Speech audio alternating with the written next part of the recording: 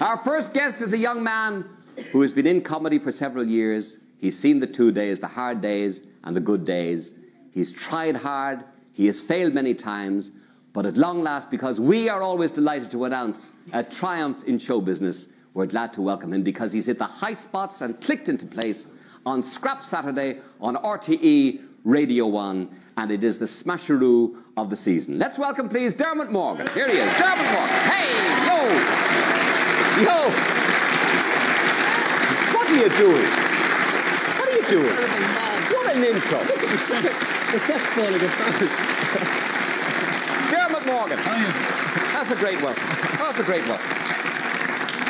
Well, this is comfortable. Honestly, aren't you gas all the same? I mean, you're gas, really. Yeah, I detect, Gay, that a lot of the people here tonight don't know a lot about art, do you? I don't think so, anyhow. But you really are gas, and am it's all gas. happening for you now, really. How are you reacting to the good success? I am happy as the fella is allegedly on the 2FM thing. Can I say it? Yeah, you can, yes. Happy as a pig in shit, Harry. Yep. That's right. Happy as a pig in shit. It was...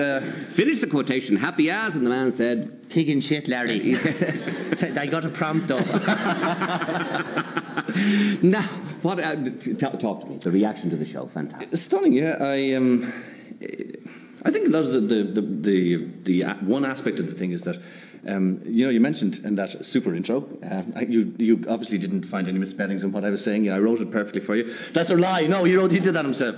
One of the things, as you say, about the hard day and the good day is that you really enjoy it when it happens for you. By God, do you what? And people have been kind enough to come up and say, I hope you don't mind me, you're probably tired of hearing this, but...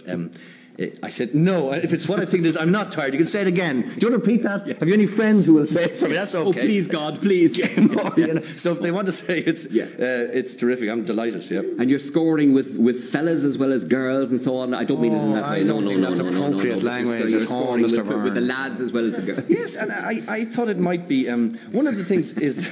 You're filth. You're filth. One of the things that is amazing about the thing is when you try to develop the craft of writing the comedy thing, right?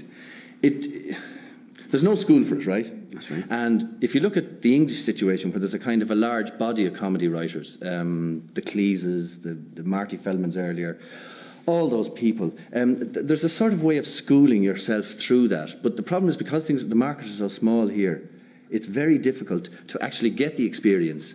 There's only one TV station. I mean, and that's an old drum that I've beaten a few times, but it is true. Maybe it's just a function of the size of the population, so that it's very hard to actually get the craft of the writing together. Now, finally, I would think on my part, the penny dropped. That's right. And suddenly, and the other guy I write with, Jerry Stenbridge, is a lunatic and a bad person par excellence. That's why we get on so well together. He's a Neve Limerick bastard. There's no question of it. I mean, we get on very well. And there's a great moment in the script writing when we're sitting there and saying, Jerry, you know, that's very good, Jerry. We kind of split it up. It doesn't. We take different things different weeks, but it roughly works out, I suppose. I don't know the proportions, but we write it together.